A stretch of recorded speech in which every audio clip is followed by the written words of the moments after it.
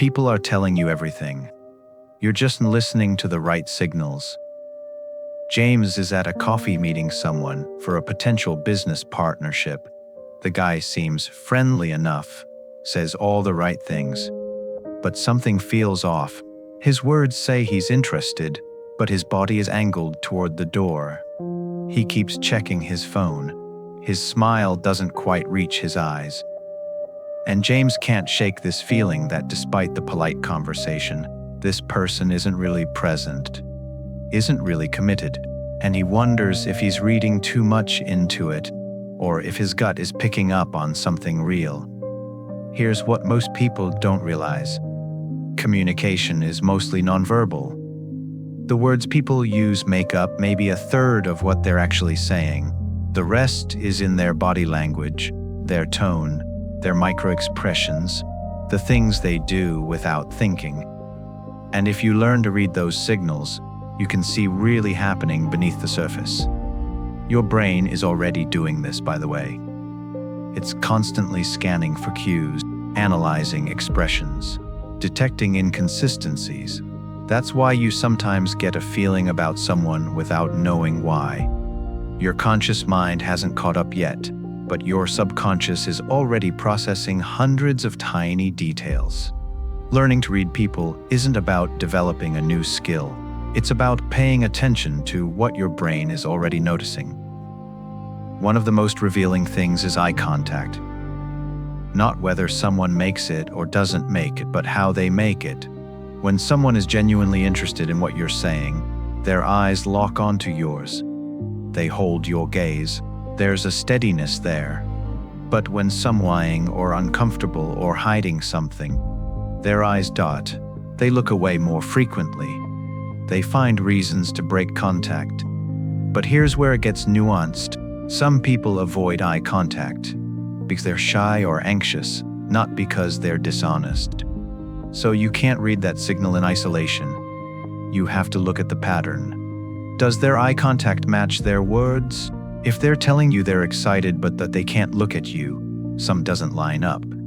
If they're apologizing but their eyes are defiant, the apology isn't real. Another thing to watch is what people do with their hands. When someone is relaxed and confident, their hands are open, gestures are natural, palms are visible. But when someone is defensive or hiding something, their hands close. They cross their arms. They put their hands in their pockets. They create barriers between you and them. And it happens unconsciously. They're not thinking, I should close off my body language now. Their nervous system is doing it for them. It's a protective response, a way of creating distance without actually moving away. So if you're talking to someone and suddenly their arms cross, something you said triggered a defense. They've mentally shut down or disagreed, even if their words say otherwise. Watch their feet too. People don't think about their feet. They control their face, they manage their words. But their feet tell the truth. If someone's feet are pointed toward you, they're engaged, they're present. But if their feet are angled toward the exit, toward someone else, toward anywhere but you, that's where they want to be. Their body is already leaving, even if they're still standing, talking. This is especially useful in group settings. You can tell who someone actually wants to talk to by watching where their feet point. They might be speaking to you, but if their feet are aimed at someone else, that's who they're really interested in. That's who they're trying to impress or connect with. You're just the person they're being polite to while they wait for an opening. There's also mirroring. When people genuinely like each other, they start uncommitting each other's body language. One person leans in, the other leans in. One crosses their legs, the other does the same. It's a sign of rapport, of connection. Your brains are sensing up, but you can use this deliberately too. If you want to build with someone, subtly mirror their posture. Not immediately, not obviously, but after a few seconds, match their position. It creates a subconscious sense of similarity, of trust. People feel more comfortable with you without knowing why. Just don't overdo it. If someone notices you're cutting in them, it back completely, it naturally.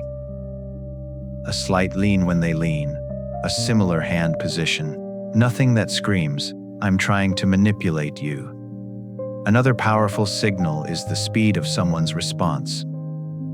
When people are telling the truth, answers come quickly. They don't have to think about it because they're just recalling what actually happened. But when someone is lying or hiding something, there's a pause. A micro delay constructs the story. And if you ask a follow-up question, an unexpected one, the pause gets longer. Because now they make sure their new answer with the lie they just told. This is why investigators ask the same question multiple ways. They're not trying to trip people up for fun. They're watching for those inconsistencies. For the moments where the story shifts slightly, where details change, where the person has to think too hard about something that should be simple to remember. You can also tell a lot from how someone talks about other people.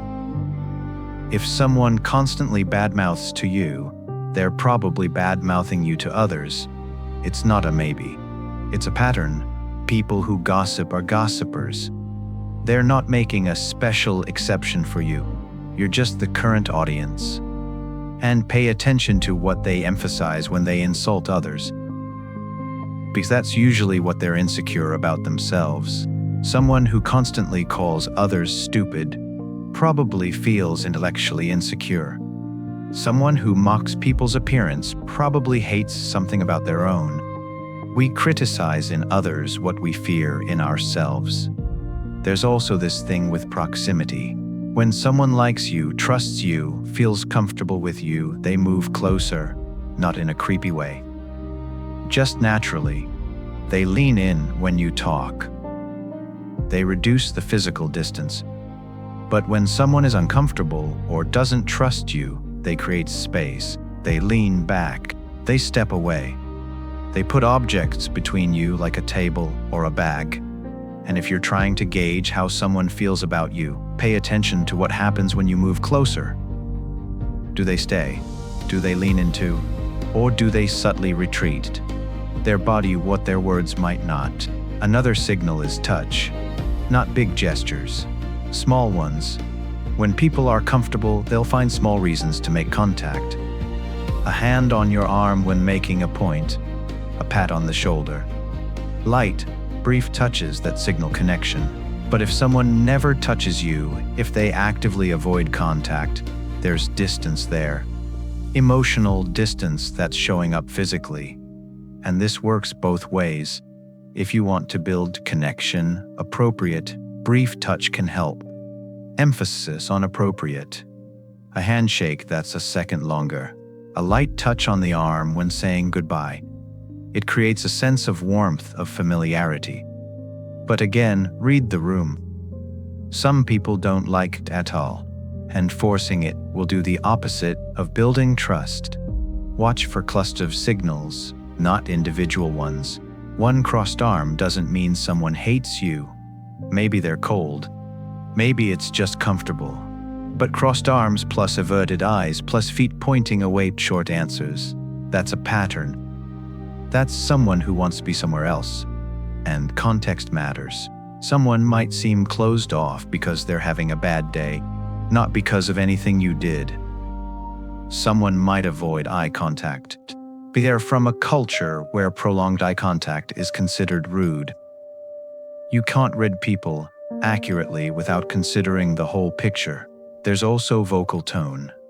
Words can say one thing while tone says another. I'm fine can mean actually fine or deeply not fine depending on how it's delivered. A flat tone when someone is supposedly excited. A high-pitched voice when someone is supposedly calm. These mismatches tell you that the emotion doesn't match the words. And people's baseline matters. You can't know one is acting weird unless you know how they normally act. When you first meet someone, observe them. Notice their patterns. How much eye contact they usually make. How animated they typically are. Then, when something shifts, you'll catch it. The biggest skill in reading people isn't memorizing signals, it's paying attention. Most people are so focused on what they're going to say next that they're not rewatching the person in front of them. They miss the subtle flinch when they mention a topic. The way someone's voice changes when they talk about their job. The slight tension that appears when a certain name comes up. If you just slow down and observe, you'll see so much more than you think. People are constantly broadcasting their internal state, their comfort level, their intentions, their honesty, not in big, obvious ways, but in small, consistent signals that people ignore. And here's the thing, once you start noticing these patterns, you can't unsee them. You'll pick up on dishonesty faster. You'll sense discomfort before it's voiced. You'll know when someone genuinely likes you versus when they're just being polite. And that awareness changes how you navigate relationships, conversations, opportunities. You don't have to become hyper-vigilant. You don't have to analyze every interaction. But when something feels off, is whispering that the words don't match the energy, pay attention. Look at the language. Listen to the tone. Notice the patterns. Your instincts are usually right. They're just working with information your conscious mind hasn't processed yet. Reading people isn't about manipulation. It's about clarity. About seeing what's actually happening instead of what you want to be happening. And when you see clearly, you make better decisions. You trust the right people. You avoid the wrong ones. You stop second-guessing your gut because you've learned to decode what it's been trying to tell you all along.